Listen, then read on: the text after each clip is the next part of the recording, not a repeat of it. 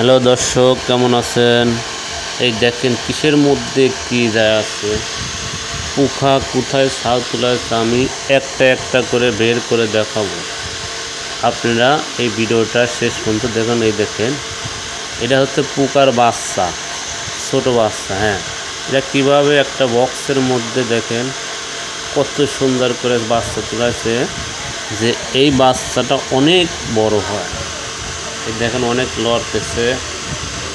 আপনারা এই যে যে যে পোকার ডিম থেকে, ছোট্ট ডিম থেকে এই পোকাগুলো হয়ে এই বড় প্যাকেটের মধ্যেই বড় হয়। যখন একটু বড় হয়ে উড়া শেখে, ঠিক তখনই এরা ওখান থেকে বেড়ে একদম উড়াউড়ি করে।